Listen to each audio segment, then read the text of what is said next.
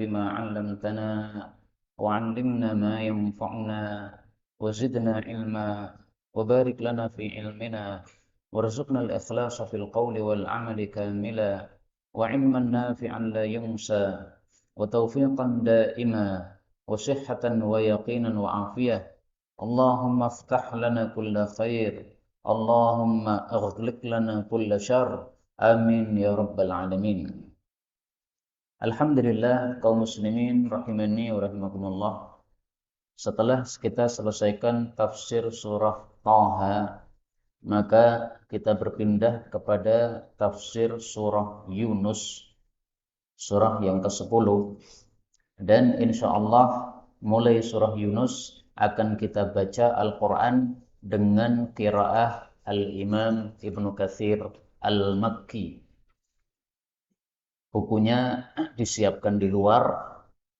Boleh juga panjenengan menulis pada mushaf Al-Quran yang berbeda-berbeda. Nah, itu bisa dituliskan di dalam mushafnya masing-masing. Tapi untuk lebih mempermudah, pakai mushaf qiraah Ibnu Katsir. Qiraah Ibnu Katsir bedanya dengan qiraah Asim yang biasa kita baca Quran dengannya apa? Perbedaannya adalah pada beberapa poin. Misalnya dalam membaca mim jamak, minhum menjadi minhumu, dan sebagainya. Jadi perbedaannya ada beberapa hal di dalam membacanya, tetapi tidak memperubah, tidak mengubah terhadap maknanya. Kalaupun ada perubahan makna, maka nanti akan dijelaskan insyaallah ta'ala. Maka silahkan dilihat pada Mushaf Al-Quran halaman 208. Nah, dilihat bagaimana tulisannya yang berbeda, sekaligus didengarkan bacaan saya yang berbeda. A'udzu billahi as-sami'il 'alim minasy syaithanir rajim min hamzihi wa nafthihi wa nafthihi. Bismillahirrahmanirrahim. Alif Lam Ra. Tilka ayatul kitabil hakim. Akana linnasi ajaban an awhayna ila rajulin منهم أن أنذر الناس وبشر الذين آمنوا أن لهم قدم صدق عند ربهم قال الكافرون إن هذا لساحر مبين. Saya jelaskan dulu.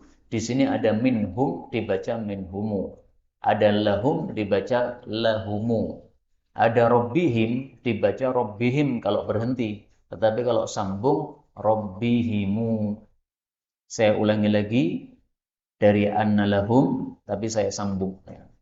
Anna lahumu qadama sidqin inda rabbihimu qalal kafiruna inna hadha lasahirun mubin. إن ربكم الله الذي خلق السماوات والأرض في 6 أيام ثم استوى على العرش يدبر الأمر ما من شفيع إلا من بعد إذنه ذلكم الله ربكم فاعبدوه أفلا تذكرون. Di sini ada robbukum dibaca robbukumu. Fa'buduhu, hunya dibaca panjang. Fa'buduhu afala tadhakkarun. Kalau hunya dibaca sambung ya. Tapi kalau hunya dibaca berhenti ya biasa. Fa'budu. Oh ya, di sini zalnya ditasydid ya. Tadhakkarun. Saya ulangi. Dzalikumullahu rabbukum fa'buduhu afala tadhakkarun. Ilaihi marji'ukum jami'a wa'dallahi haqqan innahu yabda'ul khalqa thumma yu'iduhu liyajziyal ladzina amanu wa 'amilus solihati bil qisṭi والذين كفروا لهم شراب من حميم وعذاب أليم بما كانوا يكفرون هو الذي جعل الشمس ضياء والقمر نورا وقدره منازل لتعلموا عدد السنين والحساب ما خلق الله ذلك إلا بالحق يفصل الآيات لقوم يعلمون. Di sini ada biya'an, ini boleh dibaca dengan dua bacaan. Di tengah ditulis biya'an pakai ya. Di pinggir ditulis di'aan pakai hamzah. Maksudnya bagaimana? Maksudnya setiap qiraat itu ada dua riwayat. Nah, di sini kalau di pinggirnya ada tulisan yang berbeda, berarti dua riwayatnya juga berbeda. Kalau di pinggirnya tidak ada tulisannya, berarti dua riwayatnya bacaannya sama. Nah, di sini kebetulan dua riwayatnya berbeda. Satu riwayat membaca diaan, satu riwayat membaca diaan. Imam Ibnu Katsir punya dua murid. Nah, yang membaca di'aan dari muridnya Ibnu Katsir adalah Imam Kumbul. Makanya di samping ditulis di'aan Kumbul. Kumbul ini siapa? Muridnya Imam Ibnu Katsir yang membaca dengan bacaan di'aan. Ibdalul ba'i hamzah. Ibdalul ya'i hamzah. Ya-nya diganti dengan hamzah. Kemudian inna fi ikhtilafil laili wan nahari wa ma khalaqallahu fis samawati wal ard la ayatin liqaumin yattaqun. Jadi ringkasnya untuk halaman 208 ini qiraah Ibnu Katsir kita temukan ada 4 perbedaan dengan qiraah yang biasanya. Perbedaan pertama pada ayat 3. Tadzakkarun, zalnya ditasydid, panjenengan kasih tanda. Tadzakkarun. Perbedaan yang kedua, diaan oleh Imam Kumbul dibaca diaan. Perbedaan yang ketiga, setiap ada hum dibaca dengan panjang.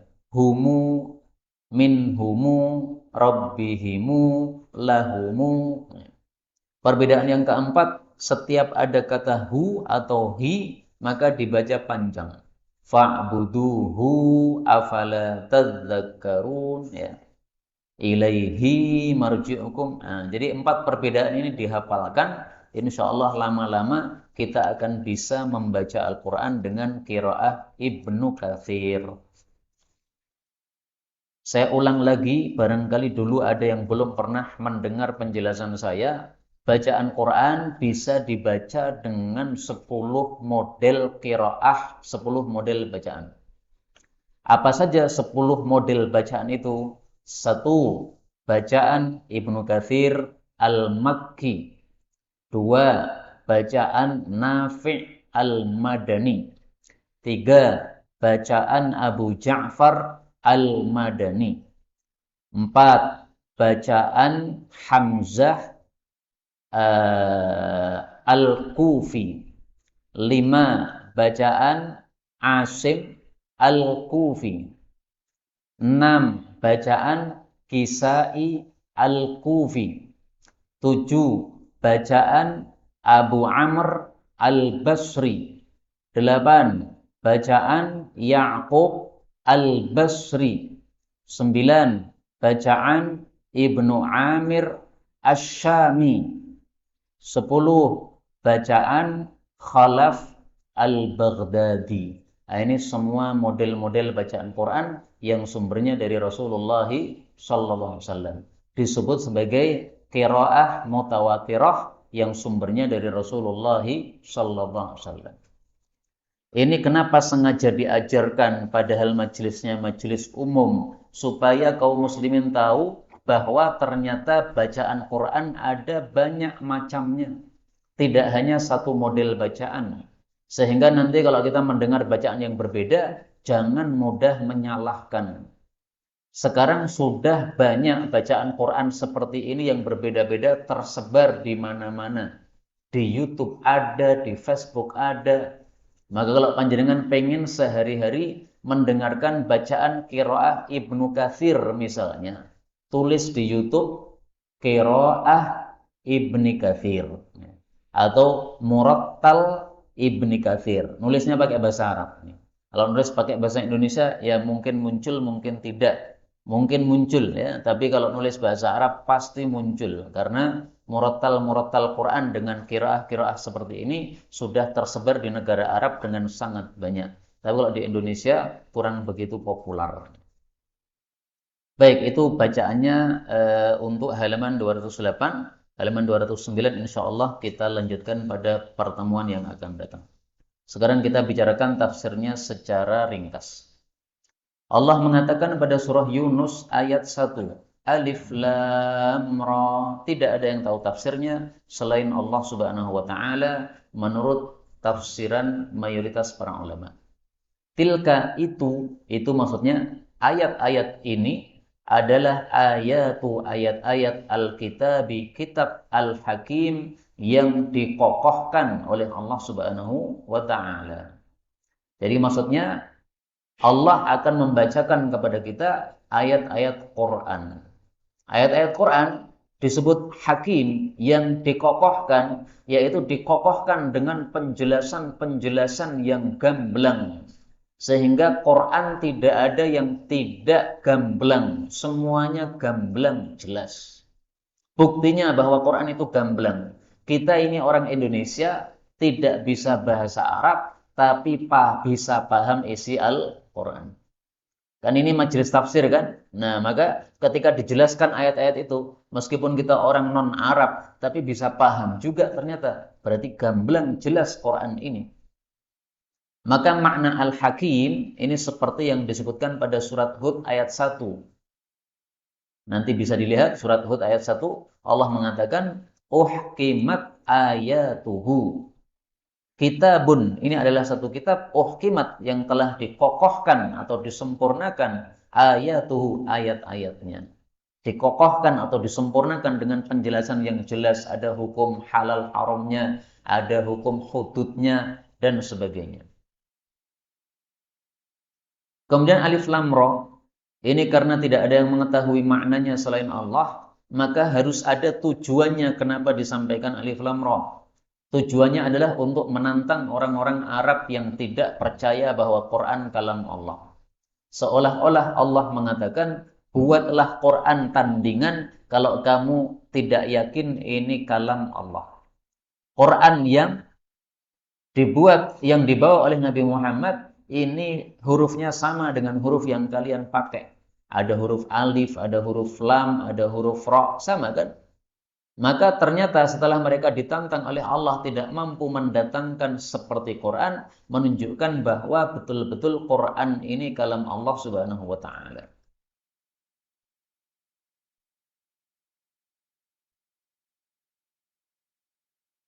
Kemudian Allah mengatakan pada ayat yang kedua, akana, apakah menjadi linnasi bagi manusia ajaban, mengherankan, an auhayna, bahwasanya kami memberikan wahyu ila rajulin, kepada seseorang, minhum, dari mereka, an angdzirin nas, bahwasanya ancamlah para manusia, wabashir, dan berilah kabar gembira, alladzina amanu, kepada orang-orang yang beriman.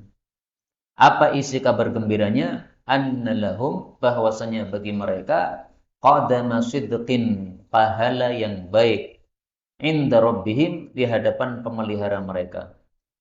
Qala, berkata al-kafirun, orang-orang kafir, inna hadza, sesungguhnya Muhammad ini atau Rasul ini, lasahirun, sungguh penyihir, mubinun, yang nyata. Maksud ayat ini adalah apakah pantas manusia merasa heran ketika Allah mengutus Nabi Muhammad SAW dipilih di antara mereka seorang nabi yaitu Nabi Muhammad SAW kemudian menyampaikan wahyu dari Allah sehingga mereka tidak mau percaya dengan nabi tadi. Apakah pantas perbuatan tersebut? Jawabnya adalah tidak pantas. Kenapa? Karena sejak zaman dulu Allah mengirim nabi. Kenapa nabi-nabi terdahulu kalian terima sebagai nabi, tapi begitu Nabi Muhammad muncul, kalian tidak terima sebagai nabi? Jadi orang-orang kafir Quraisy, mereka kalau melihat ahli kitab, Yahudi atau Nasrani, itu dianggap mereka orang-orang punya ilmu. Kenapa? Karena mereka punya nabi yang bawa kitab suci. Sehingga mereka meyakini Nabi Musa itu nabi, Nabi Isa itu nabi. Tapi ketika Nabi Muhammad dikirim di tengah-tengah mereka, malah mereka menolak. Ini kan aneh. Kenapa Nabi Musa kamu anggap nabi, tapi Nabi Muhammad tidak kamu anggap nabi? Sama-sama bawa kitab suci. Jadi tidak pantas untuk merasa heran seperti itu. Nah, herannya orang-orang kafir itu disebutkan oleh Allah pada surat Shad ayat 8. Mereka mengatakan, "A'unzila alaihi dzikru min bainina?" Apakah diturunkan kepada Muhammad itu peringatan yaitu Quran di tengah-tengah kita? Artinya kenapa yang dipilih Muhammad? Kenapa kita tidak dipilih? Juga disebutkan pada surat Al-An'am ayat 124. Qalu mereka mengatakan, "Lan nu'mina tidak akan kami beriman hatta nu'ta mislama utiya Rasulullah." Sehingga kami diberi seperti apa yang diberikan kepada utusan-utusan Allah. Jadi intinya mereka nggak terima kalau yang jadi nabi itu Muhammad. Apa fadilahnya Muhammad? Dia orang miskin, dia anak yatim. Kita ini orang-orang kaya, punya pangkat. Kalau Allah ngirim nabi ya dipilih yang pangkat dong, bukan orang miskin begitu. Nah, maka itu semuanya sudah dijawab oleh Allah dalam ayat yang lain. Allah mengatakan Allahu a'lamu haitsu yaj'alu risalata. Allah lebih paham di mana akan meletakkan risalahnya. Siapa yang dijadikan nabi, siapa yang dijadikan rasul, Allah lebih paham. Jadi terserah Allah, bukan terserah manusia. Sehingga tidak bisa kemudian apa? Mereka menganggap ini sesuatu yang aneh, kenapa Nabi Muhammad yang dipilih oleh Allah Subhanahu wa taala. Kita ambil beberapa faedah dari ayat ini. Faedah yang pertama, bahwasanya tugas Rasul intinya dua. Yang pertama, andzirin nas, ancamlah para manusia, maksudnya ancamlah orang-orang kafir dengan neraka. Wa basyiril ladzina amanu, dan berilah kabar gembira kepada orang-orang beriman, maksudnya diberi kabar gembira dengan surga. Jadi manusia dibagi dua, ada yang kafir, ada yang mukmin.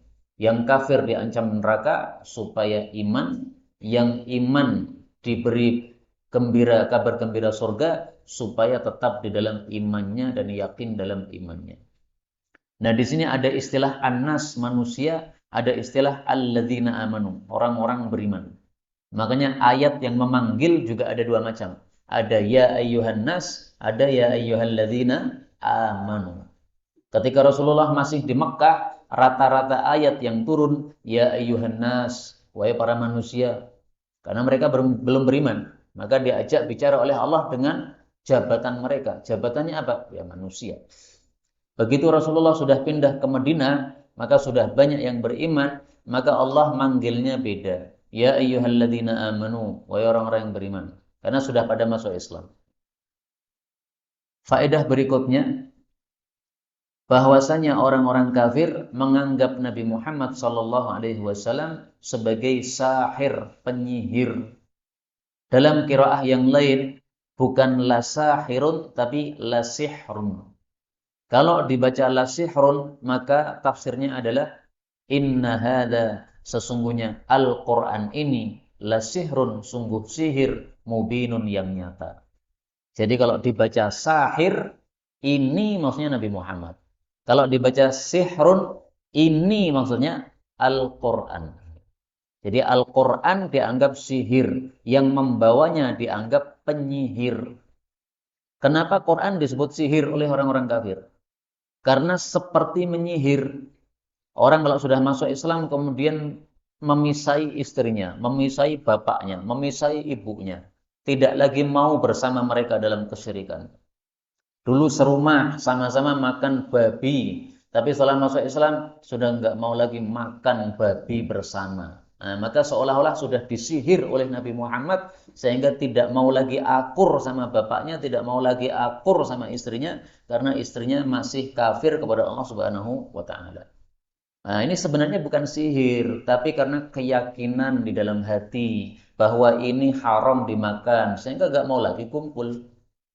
Dulu bersama-sama berangkat ke gereja, sekarang nggak mau lagi gandeng tangan istrinya ke gereja. Kenapa? Ya istrinya kafir, dia sudah Islam, dia diajak ke gereja ya sudah nggak mau lagi. Ini bukan karena disihir, tapi karena keyakinan dalam hati. Ini yakin bahwa ini perbuatanmu salah, maka tidak akan mau ikut bersama mereka. Ayat ketiga Allah mengatakan inna sesungguhnya rabbakumullah, pemelihara kalian adalah Allah.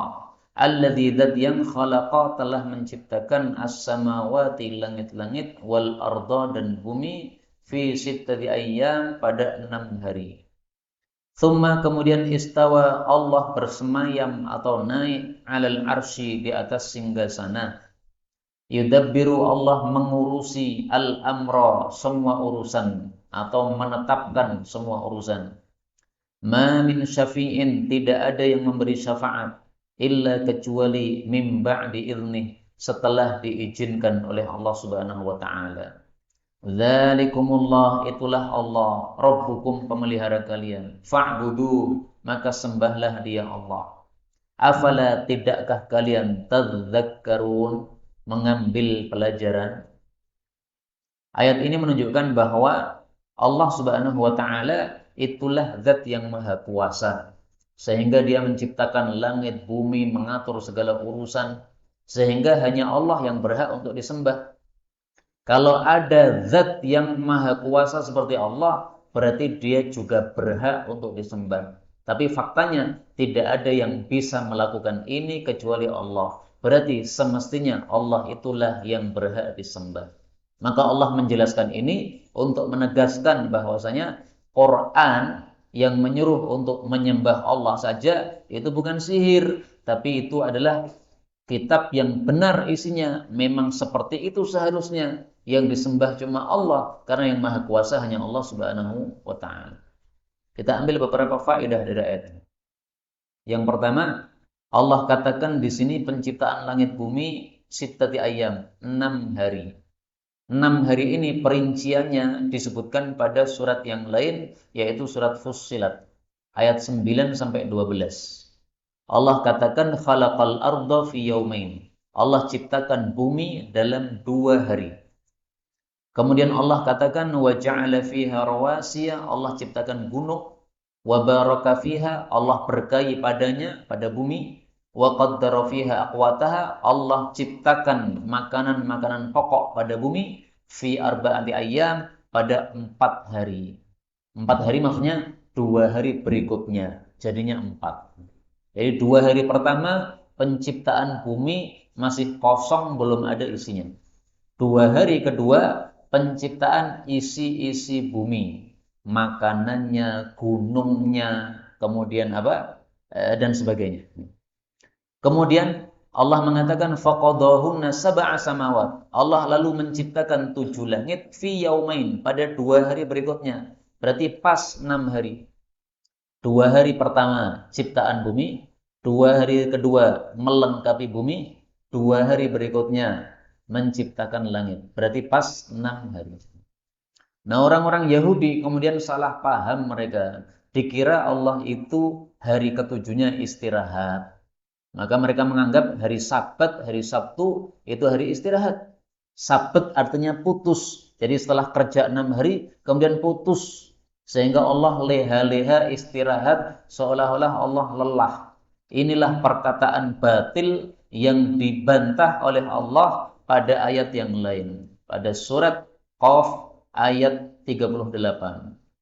Allah katakan walaqad khalaqnas samawati wal arda wama bainahuma fi sittati ayyam. Kami telah ciptakan langit bumi dan seisinya 6 hari. Wama massana min lughub. Tidaklah mengenai kami kelelahan. Jadi enggak benar kata Yahudi kami lelah, ngawur aja. Enggak ada lelah. Terus kenapa Allah menciptakan 6 hari? supaya manusia paham bahwasanya segala sesuatu ada prosesnya, supaya manusia sabar. Allah sebenarnya nggak perlu 6 hari.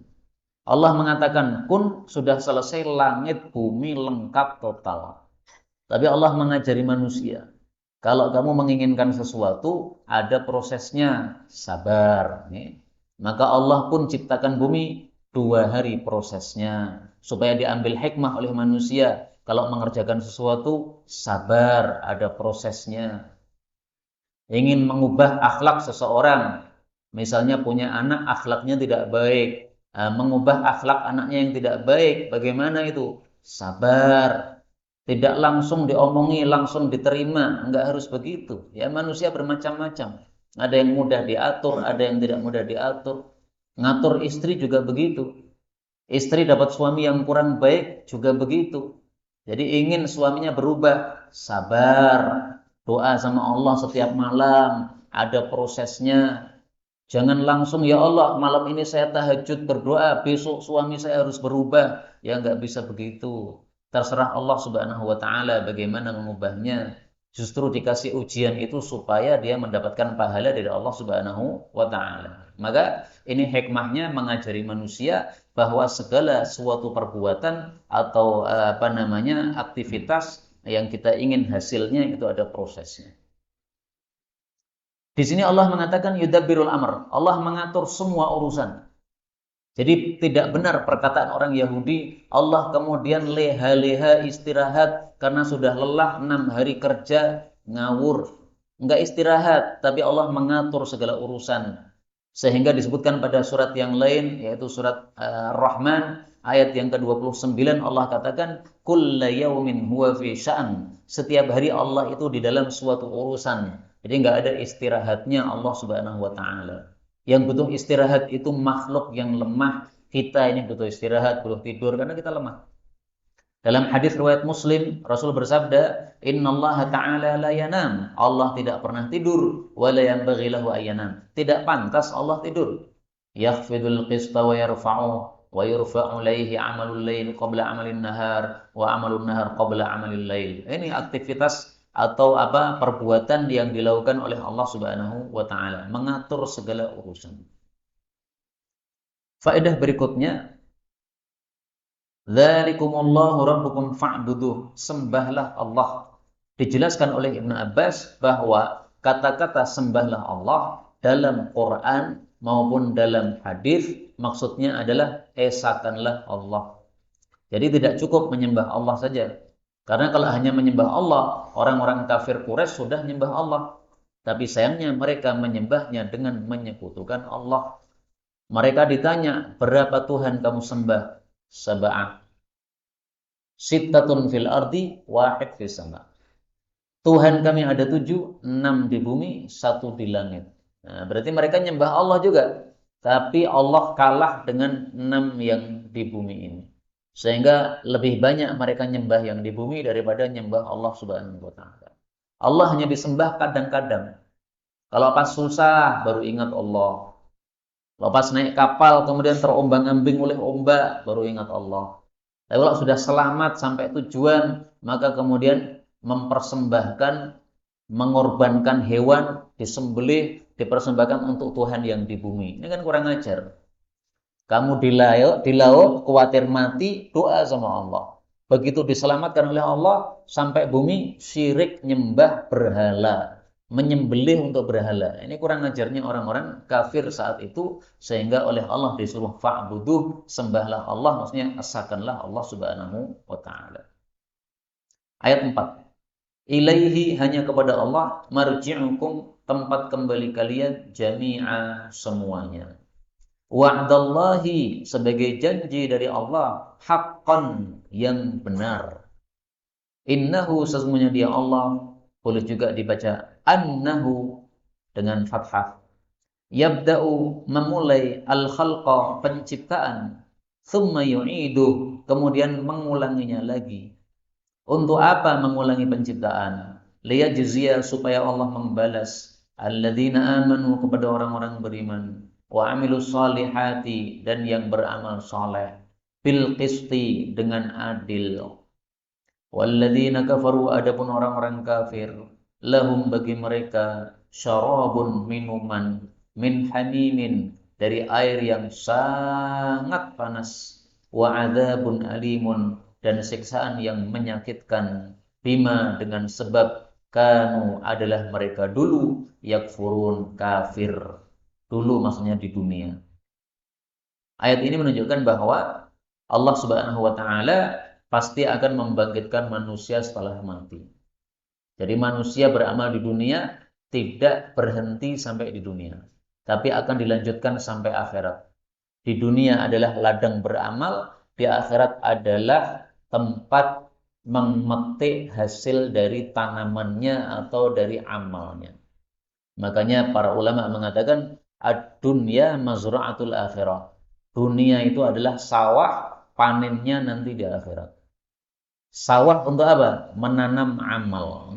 Sebagaimana kalau sawah kita tanam padi, nanti akan muncul padinya sehingga kita panen. Nah, di dunia gitu, kita nanam amal, nanti akan hasilnya, pahalanya akan kita petik di akhirat. Termasuk kita melakukan sholat, itu beramal, nanti hasilnya di akhirat. Termasuk setiap hari kita sholat tahajud, setiap hari kita membuka Quran, baca Quran, setiap Jumat kita membaca surat Kahfi, itu semuanya amal. Ada orang miskin, kita bantu, kita sedekahi, itu amal. Itu untuk kita ambil hasilnya di akhirat. Termasuk panjenengan datang ke pengajian, ini amal, hasilnya nanti di akhirat. Pahalanya enggak diberikan oleh Allah secara langsung di dunia. Tidak langsung kita pulang tiba-tiba di rumah kita ada emas disiapkan oleh Allah. Enggak begitu. Nanti, emasnya itu nanti di akhirat, bukan di dunia. Termasuk juga yang sedang kita programkan di sini. Ini saya tulis di covernya buku. Infak 5.000 untuk pembebasan studio wakaf Islam TV. Nah, jadi kita lagi membuat studio wakaf tanah dan bangunan seharga 350 juta. Sudah kita bayar 250 juta. Masih kurang 100 juta. Insya Allah diselesaikan oleh Allah Subhanahu wa taala. Kita yakin Allah akan selesaikan karena kita membuat studio bukan untuk cari untung, tapi untuk cari pahala.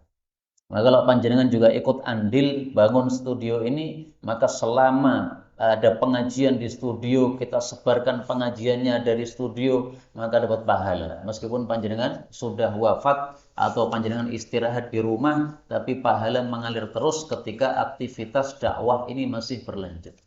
Insyaallah ta'ala. Baik, kita lanjutkan. Kita ambil beberapa faedah. Faedah yang pertama, ilaihi marji'ukum jami'ah. Hanya kepada Allah tempat kembali kalian semua. Kenapa ilaihi diartikan hanya kepada Allah? Karena ini susunan terbalik. Susunan normalnya marji'ukum ilaihi. Tapi di sini dibalik. Ilaihi marji'ukum. Susunan yang dibalik memunculkan arti hanya. Maka kalau menerjemahkan jangan lupa di sini ditambahkan ilaihi hanya kepadamu. Seperti iyyaka na'budu, hanya padamu kami menyembah. Faedah kedua, kalimat ini berita tapi maksudnya ancaman. Hanya kepada Allah kalian kembali. Maksudnya setelah kembali akan dibalas sesuai amal dengan balasan yang setimpal. Jadi berita tapi maksudnya ancaman. Hati-hati beramal. Beramal ngawur pahalanya ngeri. Beramal baik pahalanya baik. Maka ayat ini semakna dengan ayat yang lain ketika Allah mengatakan thumma ilaihi marji'ukum thumma yunabbi'ukum bima kuntum ta'malun. Al-An'am ayat 60. Kembali kepada Allah, kemudian akan diberitahu oleh Allah amal kita masing-masing, alias dibalas oleh Allah dengan amal kita masing-masing. Faedah kedua, Allah mengatakan di sini yabda'ul khalqa, memulai penciptaan, yaitu memulai penciptaan manusia. Nabi Adam dimulai penciptaannya dari tanah. Manusia-manusia keturunan Nabi Adam dimulai penciptaannya dari mani. Itu nanti akan mati semuanya. Setelah mati, thumma yu'iduh, akan mengulangi lagi alias dibangkitkan lagi setelah mati. Dibangkitkan untuk apa? Liyajziya, untuk kasih balasan. Yang kafir dibalas neraka, yang iman dibalas surga. Jadi inti ayat ini Allah memberikan informasi ada 2 kali kehidupan. Karena orang-orang kafir, mereka tidak percaya ada kebangkitan setelah kematian. Mereka menganggap mana mungkin manusia sudah remuk jadi tanah, bisa dibangkitkan menjadi manusia lagi. Nah, maka Allah ingatkan, loh, Allahu yabda'ul khalq. Allah itu yang memulai penciptaan. Memulai saja bisa. Kenapa yu'iduhu mengulangi nggak bisa? Ini nggak mungkin. Akal waras manusia mengatakan bahwasanya memulai lebih susah daripada mengulang. Lah, orang-orang kafir itu akalnya kurang waras. Mereka kalau ditanya, siapa yang menciptakan kalian dulu? Mereka menjawab, ya kami diciptakan oleh Allah. Tapi ketika mereka ditanya, apakah kalian percaya ada kehidupan setelah kematian? Mereka bilang, enggak mungkin, karena kami sudah menjadi tanah. Loh kan aneh ini. Allah ciptakan manusia dari tanah. Nabi Adam kan dari tanah. Jadi dari nol menjadi manusia, itu Allah bisa. Kalau manusia kemudian jadi tanah, kemudian diulangi lagi kembali kepada manusia, kenapa nggak bisa? Aneh mikir mereka itu. Maka orang-orang kafir itu yang tidak percaya ada kebangkitan setelah kematian, itu sama dengan akalnya kurang sempurna. Nggak bisa mikir yang nalar. Mikir yang nalar kita mengatakan, kalau memulai bisa, maka mengulangi lebih mudah. Dan makna seperti ini kita temukan dalam banyak ayat. Contohnya surat Ar-Rum ayat 27. Allah mengatakan wa huwal ladzi yabda'ul khalqa tsumma yu'iduhu wa huwa ahwanu 'alaihi. Allah yang memulai penciptaan lalu akan mengulanginya dan mengulangi itu lebih mudah bagi Allah Subhanahu wa taala. Semuanya bagi Allah mudah. Kalau bagi manusia memulai lebih susah, mengulangi lebih mudah. Itu manusia. Tapi bagi Allah semua mudah. Memulai mudah, mengulangi juga mudah. Nggak ada yang lebih susah, itu nggak ada. Karena bagi Allah cukup satu kata, kun sudah bangkit manusia. Kun sudah manusia mati. Kun sudah manusia bangkit. Cukup satu kata, nggak perlu banyak kata. Kalau ditanya, bagaimana cara Allah mengulangi manusia? Padahal manusia sudah remuk jadi tanah. Tanah bisa menjadi daging dan tulang lagi. Gimana caranya? Baik, kalau pengen tahu betul, kita jawab dengan sabda Nabi Sallallahu Alaihi Wasallam. Tapi kalau pertanyaannya cuma ingin mendustakan, nggak perlu dijawab. Tapi kalau pengen tahu, ini sabda Nabi. Kullu bani Adam, setiap manusia, ya'kuluhu turab, akan dimakan oleh tanah, sehingga menjadi remuk dalam tanah. Illa ajbad dzanbi, kecuali tulang ekornya. Jadi manusia paling inti di tulang ekornya. Sehingga kadang-kadang ya, gara-gara tulang ekor kena benturan keras, sehingga terjadi bisu mendadak, gara-gara tulang ekornya terhampar keras, jatuh ke tanah keras, akhirnya tiba-tiba badannya nggak bisa belok-belok, badannya nggak bisa gerak. Kalau mau noleh semua badannya harus bergerak, nggak bisa dibelokkan begini. Itu gara-gara tulang ekor. Penting tulang ekor itu, hati-hati. Nah kata Nabi, minhu khuliqa, dari tulang ekorlah manusia dulu diciptakan. Wa minhu yurakkab, dan darinya juga dia akan dirakit kembali oleh Allah Subhanahu wa taala. Nah, maka dulu Allah ciptakan manusia mulainya dari tulang ekor, nanti ketika Allah mengembalikan sama juga dari tulang ekornya. Nah, tulang ekornya kan masih utuh. Meskipun jasadnya yang lain sudah jadi tanah, betul. Tapi tulang ekornya nggak jadi tanah, dia masih utuh dia. Nanti akan dibangkitkan lagi oleh Allah Subhanahu wa taala. Tapi jangan salah paham. Oh, berarti supaya Allah tidak bisa membangkitkan kita, maka tulang ekor kita remuk dulu, kita bakar dulu. Ngawur itu seperti itu. Bukan seperti itu pemikirannya ya. Jadi maksudnya Allah menjelaskan kepada manusia supaya manusia gampang memahami. Tapi bukan kemudian kalau tulang ekornya diremuk berarti Allah sudah nggak mampu. Bukan begitu. Salah paham. Kemudian di sini Allah Subhanahu wa taala mengancam orang-orang kafir akan mendapatkan minuman dari air panas. Hamim artinya bukan air panas, tapi air yang sangat panas. Karena hamim itu adalah al-mutanahi fil hararah, yang panasnya sudah puncak. Panas kalau baru sedikit, nah itu namanya har. Tetapi kalau sudah puncak panasnya, nah itu hamim.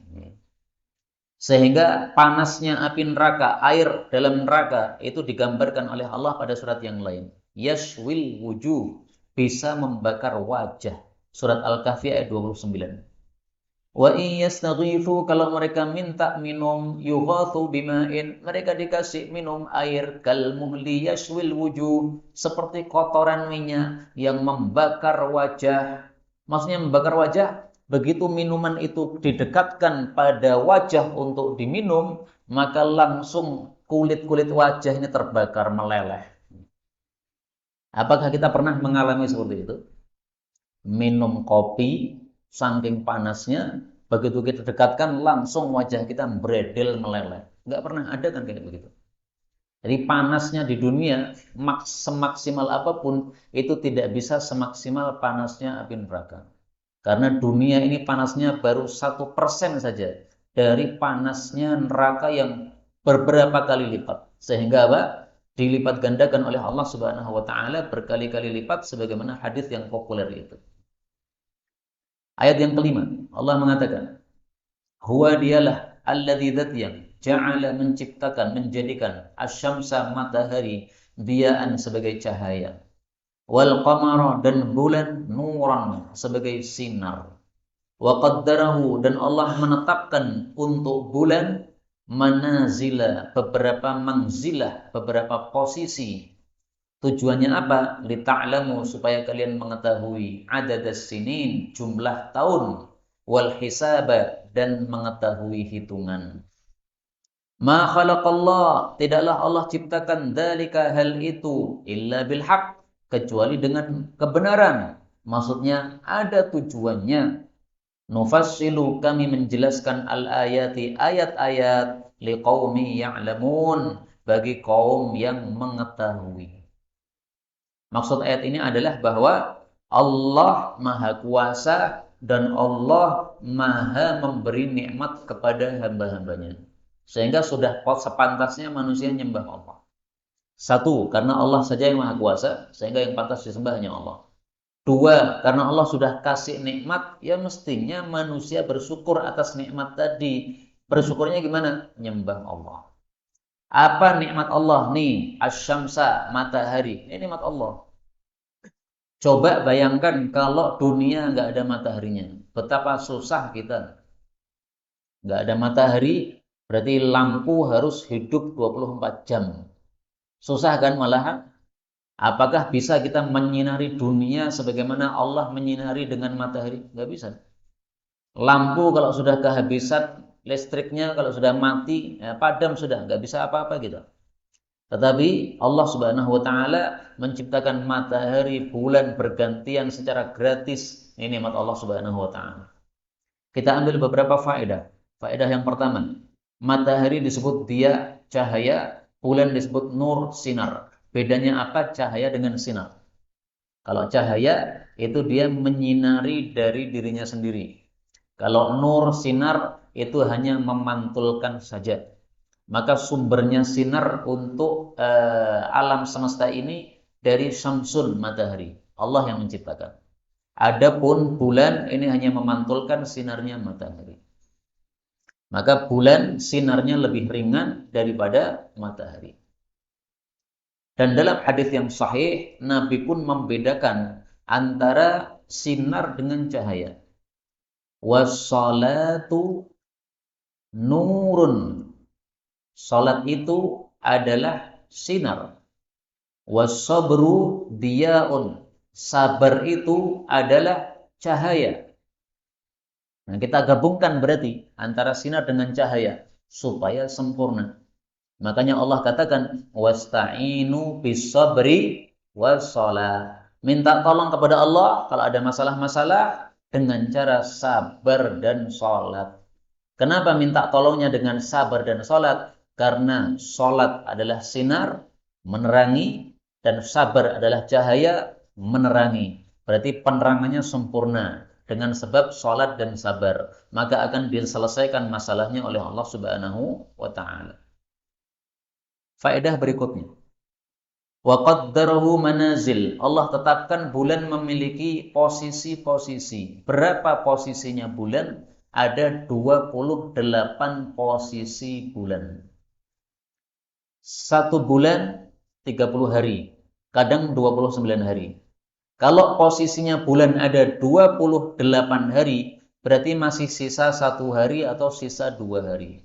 Nah, sisa 1 hari atau 2 hari ini bulannya dalam kondisi istitar, tersembunyi, nggak tampak, sehingga kita nggak tahu dia posisinya di mana. Jadi posisi yang kita ketahui ada 28 posisi, ini yang dimaksud wa qaddarahu manazil. 1 hari berikutnya dia istitar, dia bersembunyi. Atau 2 hari, kalau harinya 1 bulannya ada 30 hari, maka dia sembunyinya 2 hari. Nanti kalau sudah masuk tanggal 1, dia muncul lagi. Itulah yang disebut sebagai hilal. Jadi hilal itu posisi yang pertama, mangzilah pertama. Nanti hari yang kedua dia akan pindah lagi, mangzilah yang kedua. Hari yang ketiga dia akan pindah lagi.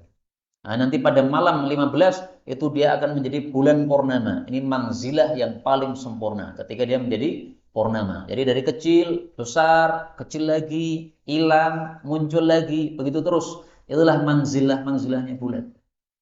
Kenapa Allah ciptakan manzilah itu? Lita'lamu adadas sinin, supaya ngerti bilangan tahun. Ini sudah tahun berapa nih? 1445 Hijriah, 2023 Miladiyah. Kalau tidak ada matahari bulan, mana mungkin kita tahu tahun berapa? Nggak akan tahu. Demikian juga supaya kita mengetahui al-hisab, hitungan. Hitungan apa? Hitungan bulan, hitungan hari, hitungan jam, hitungan pekan.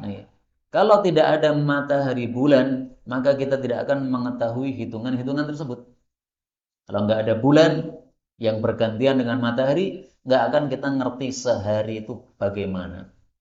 Kalau nggak ada matahari dan bulan yang bergantian itu, kita akan mengetahui 1 pekan itu gimana, nggak akan tahu.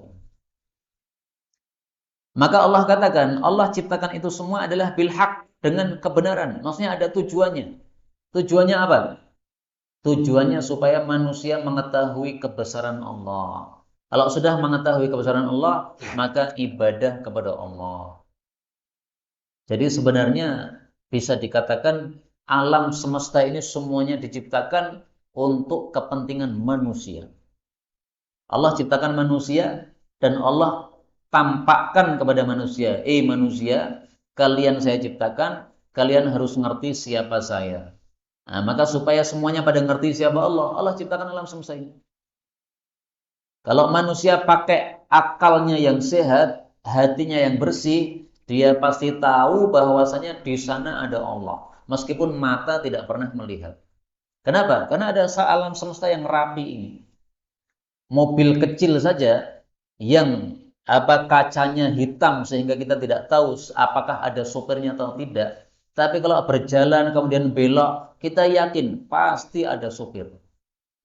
Tidak mungkin kita mengatakan itu berjalan sendiri. Itu orang gila yang ngomong kayak begitu.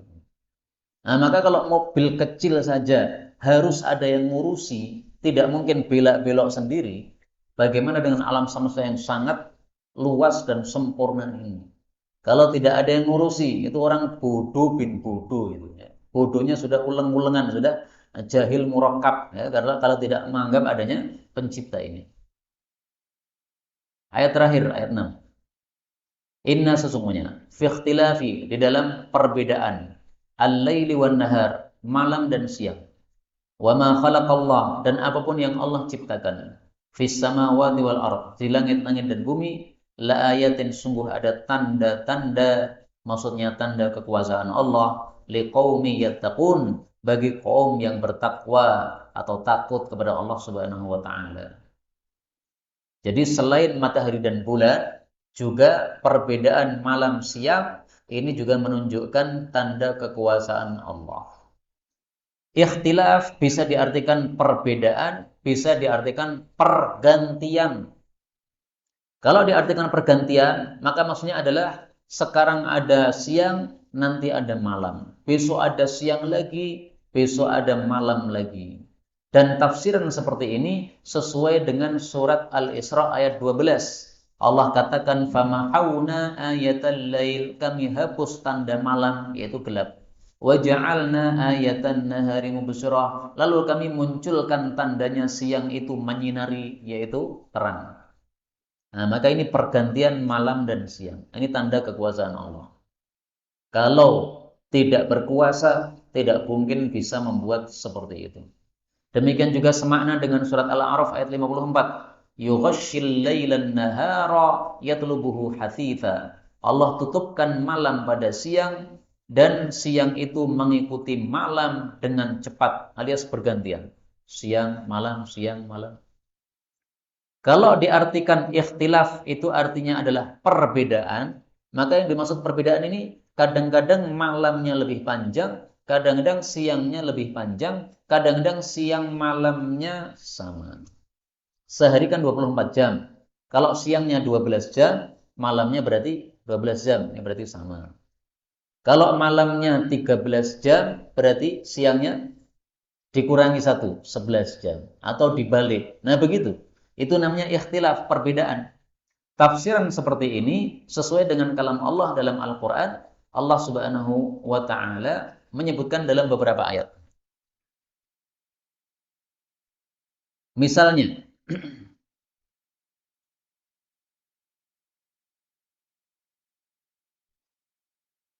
apa ayatnya yang menunjukkan bahwasanya kadang malam lebih panjang, kadang siang lebih panjang?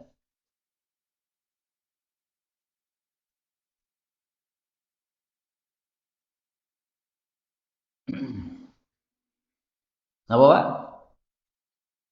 Lupa semua ini. Surat Ali Imran ayat 27. Tulijul laila fin nahari wa tulijun nahara fil laili. Banyak tuh ini Pak. Nah, maka jangan lupa. Banyak sekali ayat ini. Disebutkan pada surat Ali Imran, kemudian nanti lagi kita temukan pada surat Al-Hadid, yulijul laila fin nahari wa yulijun nahara fil lail. Allah memasukkan malam pada siang, Allah memasukkan siang pada malam. Ini jangan dilupakan tafsirnya. Memasukkan malam pada siang. Maksudnya bagian malam diambil, dimasukkan pada siang. Otomatis siangnya lebih panjang.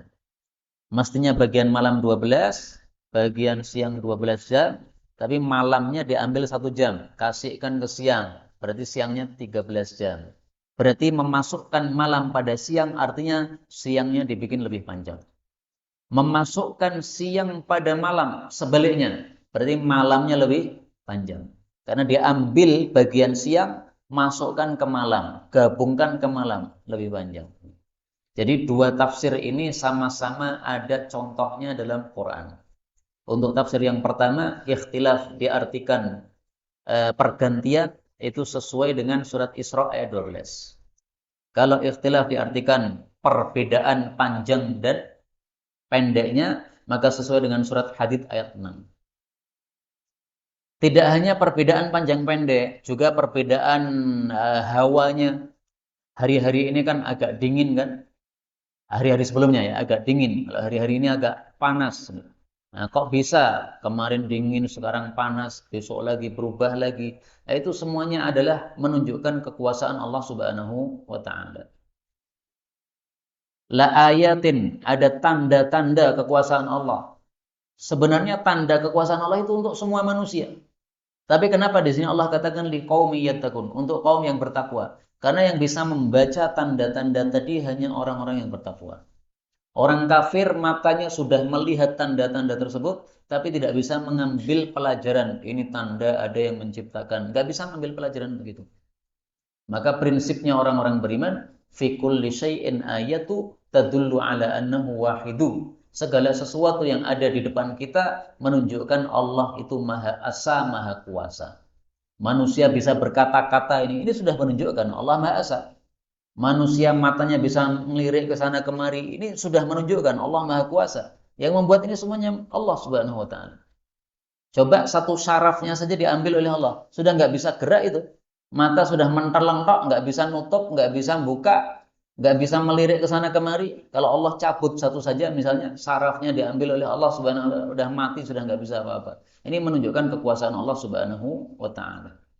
Kata-kata ini la ayatil liqaumi yattaqun, ini kita temukan dalam Al-Qur'an cuma satu tempat, yaitu surat Yunus ini saja. Adapun di tempat-tempat yang lain Allah mengatakan la ayatil liqaumi yaqilun, ada tanda untuk orang yang berakal. Dalam ayat yang lain liqaumi yu'minun, untuk orang beriman. Dalam ayat yang lain liqaumi yasma'un, untuk kaum yang mendengar. Dalam ayat yang lain mengatakan liqaumi yatafakkarun, untuk kaum yang berfikir. Jadi kalau dikumpulkan, untuk orang yang bertakwa, untuk orang yang berakal, untuk orang yang berfikir, untuk orang yang beriman, untuk orang yang mendengar. Beriman dengan hati, mendengar dengan telinga, berakal, berfikir dengan akal dan hati.